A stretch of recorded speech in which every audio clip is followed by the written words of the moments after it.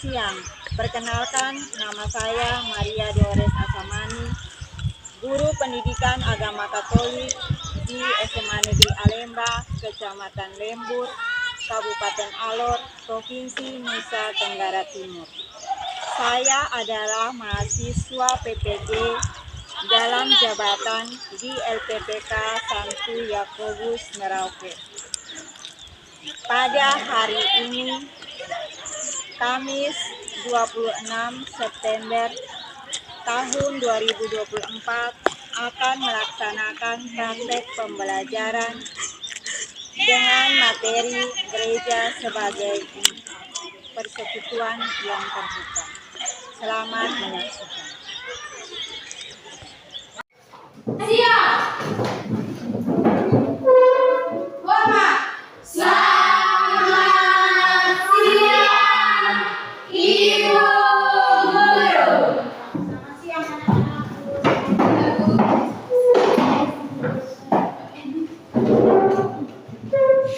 Apa kabar siang ini? Baik, Bu. Puji Tuhan, semuanya sehat. Ada kotoran di bawah, kalian punya tempat duduk, silakan ambil. Sebelah samping kiri kanan, kalau ada kotoran, silakan ambil. Oke, sudah semua. Sekarang kita siap untuk belajar, namun sebelum kita memulai kegiatan pembelajaran hari ini, kita awali dengan doa terlebih dahulu. Salah satu siswa Ibu minta untuk memimpin kita dalam doa. Silakan.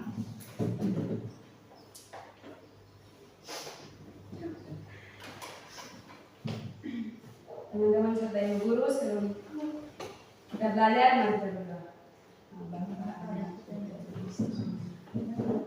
Tuhan Yesus, terima kasih karena Tuhan telah menjaga anak-anak-Mu dari rumah kami hingga ke tempat ini dengan setan selamat. Tuhan Yesus, sekarang bahasanya kami akan belajar untuk itu yang kemarin menjaga kami dari awal kami belajar hingga akhirnya dengan setan selamat. Ini adalah harapan kami telah berdoa. Amin. Terima kasih banyak untuk siswa yang telah memimpin kita dalam doa. Oke, sekali lagi selamat siang semuanya. Siang, Bu. Oke, sebelum kita memasuki pelajaran yang akan kita dalami sebentar, Ibu minta untuk kita bernyanyi dulu tentang Garuda Pancasila. Tahu Garuda Pancasila toh? Tahu. Kita menyanyi Garuda Pancasila sebagai rasa cinta dan rasa nasionalisme kita terhadap nusa dan bangsa. Salah satu pimpin kita untuk kita menyanyi bersama.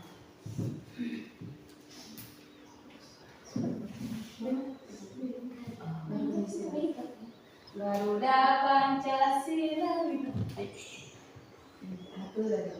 Garuda Pancasila, akulah pendukungmu.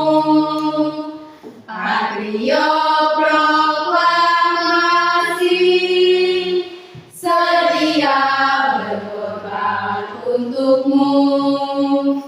Pancasila dasar negara, rakyat adil makmur sentosa, pribadi bangsaku.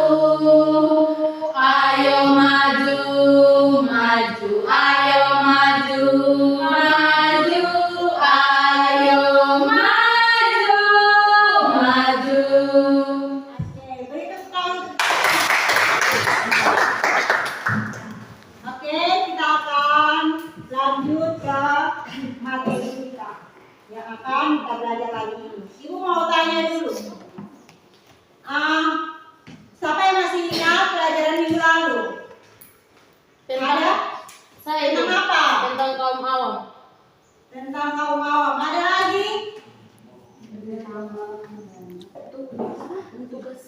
Tentang kaum awam.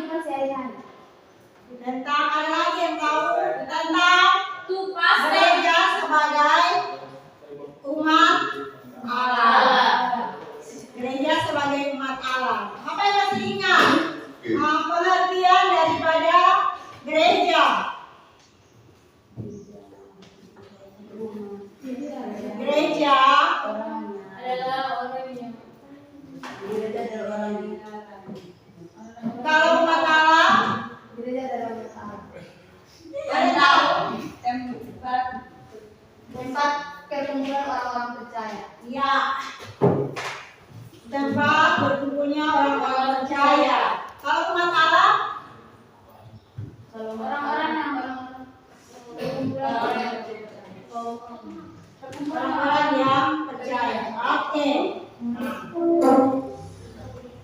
Gereja itu adalah kumpulan orang-orang yang beriman. Kalau gereja secara fisik adalah tempat untuk beribadah. Oh? Ya. Yang dimaksudkan dengan gereja adalah kumpulan orang-orang yang beriman atau yang percaya kepada Tuhan. Lalu umat Allah. Umat Allah siapa yang tahu? Ada yang tahu umat Allah?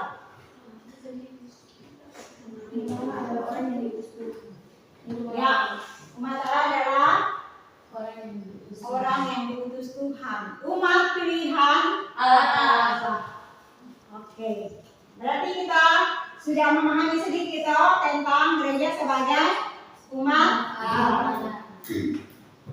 Oke, kita lanjut ke materi kita yang akan kita dalami bersama tentang gereja sebagai persekutuan yang terbuka. Gereja sebagai persekutuan yang Terbuka. Lalu kita lihat apa tujuan dari gereja persekutuan yang terbuka.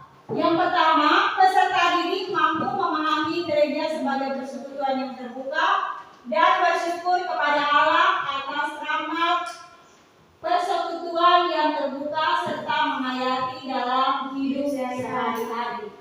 Ya, ada KKTP itu ada 4 bagian penting yang kita harus belajar.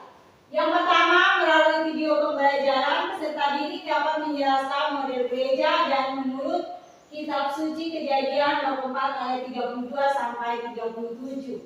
Yang kedua, peserta didik dapat menjelaskan konsekuensi gereja sebagai persekutuan yang terbuka dalam hidup menggereja dan masyarakat. Baik, di sini saya akan menjawab pertanyaan dari kelompok 1. Dilakukan melalui pendidikan, kebijakan yang mendukung kesatuan, memberikan dukungan kepada korban, mengingatkan kesadaran masyarakat tentang pentingnya menghormati semua individu tanpa memandang gender. Semua orang mempunyai martabat yang sama dengan memiliki fungsi dan tanggung jawab masing-masing. Itu saja.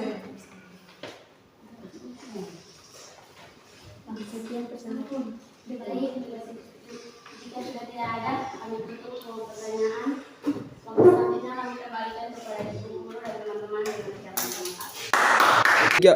Bu Aus, saya beri kesempatan untuk kelompok 3.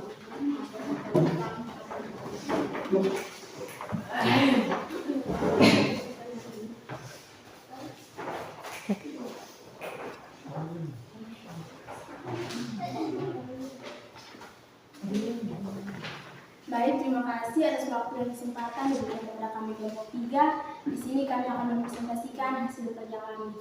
Di sini saya sebagai Putri, Saya sebagai Novel. Baik, di sini teman-teman bisa melihat gambar yang sudah kami gambarkan. Dan di sini saya akan menjelaskan yang pertama pengertian HAM.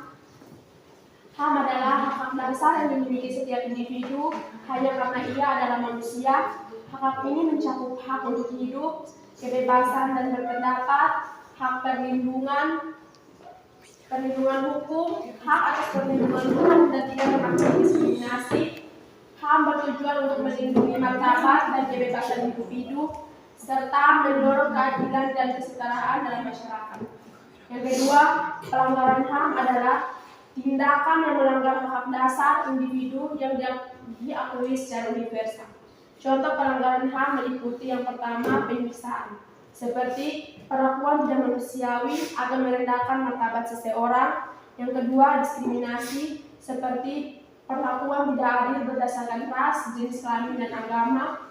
Yang ketiga pelanggaran kebebasan berpendapat, seperti penekanan terhadap kebebasan berekspresi dan berkumpul. Yang ketiga, cara mengatasi pelanggaran HAM dengan melakukan pendekatan. Yang pertama, pendidikan dan kesadaran meningkatkan pemahaman masyarakat. Yang kedua, memperkuat sistem hukum dan memastikan bahwa pelanggaran HAM diusut dan pelakunya diadili. Yang ketiga, mendukung organisasi pemerintah yang berpokok pada perlindungan HAM. Yang keempat, menyediakan perlindungan dan dukungan bagi korban HAM. Yang kelima, melakukan kerjasama dengan lembaga terkait untuk membantu dan memantau yang menangani HAM. Yang keempat, pesan yang mau disampaikan adalah pentingnya perlindungan dan penghormatan terhadap hak asasi manusia bagi setiap individu. Setiap orang wajib hidup dengan martabat, kebebasan, dan keadilan. Kita semua memiliki peran dalam mencegah pelanggaran HAM melalui pendidikan, partisipasi aktif. Hanya dengan kerjasama kita dapat membantu masyarakat yang lebih adil dan setara. Baik, di sini kami membuka pertanyaan dari teman-teman yang bertanya. Untuk kesempatan kami berikan.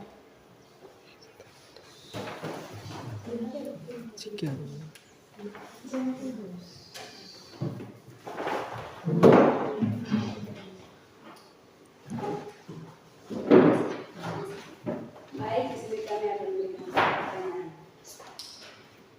Mengapa HAM penting bagi individu dan masyarakat? Baik, di sini kami membuka pertanyaan dari kami. Karena melindungi martabat dan kebebasan individu, mendorong keadilan sosial, serta menciptakannya masyarakat yang lebih adil dan dialami tanpa HAM, individu dapat mengalami penindasan dan ketidakadilan. Pas. Baik, sekian presentasi kami. Jika ada salah kata, mohon dimaafkan. Selanjutnya kami kembalikan kepada Ibu yang mengucapkan terima kasih. Shalom. Untuk ketiga kelompok yang telah mempresentasikan hasil diskusi atau hasil kerja mereka.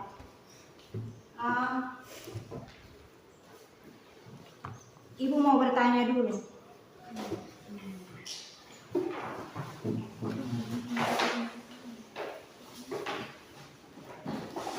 Ada yang merasa kesulitan dalam mengerjakan proyek ini? Tidak. Tidak. Ada. Kalau tidak ada kesulitan, ada yang memberi kesimpulan dari pembelajaran hari ini tentang proyek ini?